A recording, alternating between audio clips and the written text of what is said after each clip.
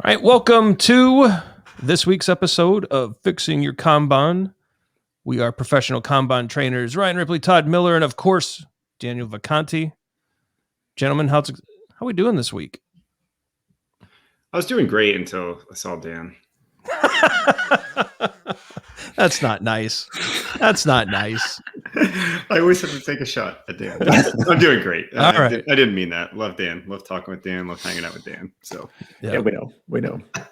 It's always a pleasure getting a chance to pull Dan out of the crazy world, the crazy Kanban life that he's living, and getting some time with him.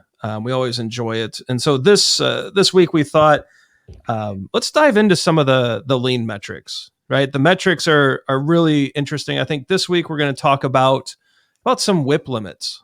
What do you think? So Dan, at a super high level, when companies come to you and say, Dan, our WIP limits are crazy, or we need to know more, and how should we use these? And where do you start? Like, what would be if you were to do a survey? Not deep, because I think we could do 20 videos about WIP limits. Mm-hmm. But if you were to do a survey, what would that look like of WIP limits? Well, so we'll take a step back maybe for a second first. Yeah. Most people, the reason we talked a little bit about this before we started recording, the reason that I kind of when it started with WIP as a metric is because that's the one that most people associate with Kanban. And fundamentally, if you're not controlling work in progress, you're not doing Kanban. It's as simple as that. So you have to control WIP, which I think is where your question comes from, Ryan, is okay, well, now if that's really the case, if I have to control WIP, how do I do that? And what do I do? A spoiler alert, though, for some later videos, even though most people associate work in WIP with Kanban, it's probably not the most important metric. So you'll have to wait for maybe week 4 of this series to get that answer. All right. So the reason you asked about 50 questions. So, but we're just super high level. Yeah. But I love the way you started this. If you're not controlling WIP, you're not doing Kanban. Yeah. Right. So what is it about controlling WIP, Dan, that really brings the Kanban flavor into your practice? Why is it so important? Because without going too deep into Little's law, and maybe that's a topic for another 20 videos as well. So much bad stuff about Little's law out there. But from a system stability perspective, from a Little's law system stability perspective, if you don't control WIP, then you don't have stability. And from stability is where we get all the other good things that people are looking for. Predictability of value delivery, effectiveness of your process, efficiency of your process, et cetera, et cetera, et cetera. All of that pretty much begins and ends with controlling work in progress. If you don't control work in progress, you've got no shot at stability. And if you don't, it doesn't guarantee stability, by the way, but if you're not controlling work in progress, you've got no shot at it. And if you don't have a stable system, then you don't have a predictable one. You don't have a value optimized one, et cetera, et cetera, et cetera. So that's the big reason, I think, why work in progress rightfully is so important. It's in this. One thing I think that we may get confused a little bit out in the world, or gets confused quite a bit. We're talking about controlling work in progress. I think that some people think that the only way to do that is to limit WIP on a column, right? When you could really just look at all of the WIP that you have across the whole system, that your process, right? So tell us a little bit about that, Dan, how maybe just being cognizant of what work you have in progress might lead you down the path of being able to have it under control. Is that fair to say? Am I? Yeah. Absolutely, it's really strange when Todd gets something right, but you're absolutely correct. I knew it was coming back. I knew it was coming back. I like it. I like the boomerang. But in all seriousness, Todd's he's exactly right. And this is why I'm assuming all of our listeners or watchers have read the Kanban guide. And in the Kanban guide, you will see that what we care about is that you control WIP.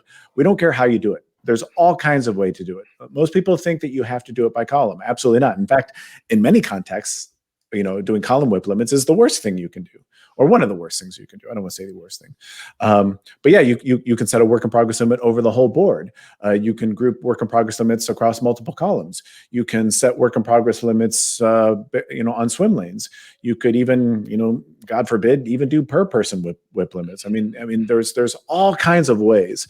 The sky's the limit in terms of how you want to limit work in progress. So don't necessarily get into this rut thinking, oh, well, I read somewhere you have to do column WIP limits. No, in fact, in a lot of ways, and this kind of gets back to Ryan's earlier questions, in a lot of ways, an easier way to start is setting one big work in progress limit for your whole board. Yeah. And see how that goes, and then watch flow, and then kind of tweak WIP, other strategies for limiting WIP based on how you're watching flow that way.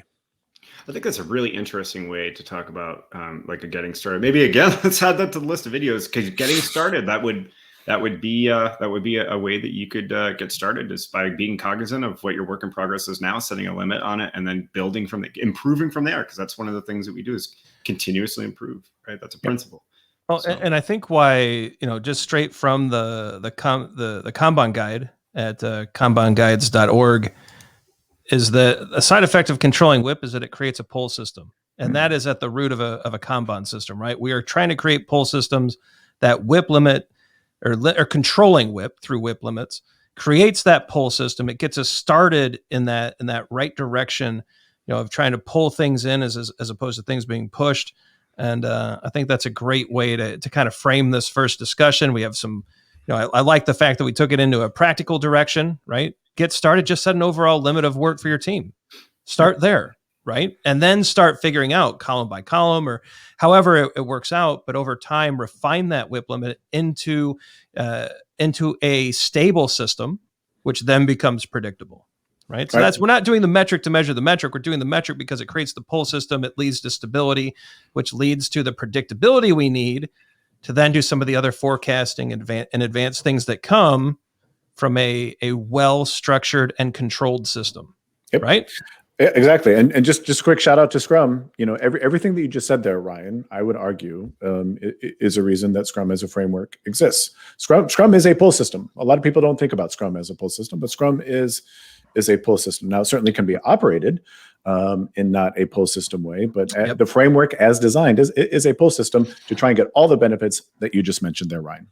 Right. Yep. Thanks for that, Dan. I think it's a good recap. It's a good thing to think about how Scrum brings these things into play as well. But I do want to leave everybody with this last thought here that really is what Dan started with.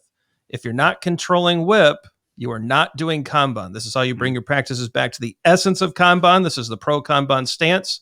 Control your WIP. And that's a great way to lead into these pull systems and some of the other topics that we'll be covering later on.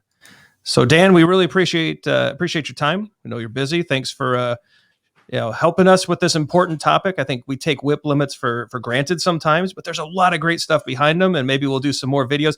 Leave us a comment, right? Let us know below if this is valuable. Todd, thanks as always for jumping in and offering your questions as well. I think we're going to leave it at that. For Todd Miller and Dan Vacanti, I'm Ryan Ripley, bringing you Fixing Your Kanban.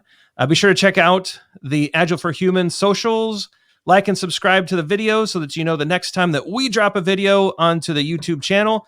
Stay up to date with us. That like and subscribe button really help. Check out the other Kanban videos below. We've put some other videos out there that might help. And until next week, Kanban on.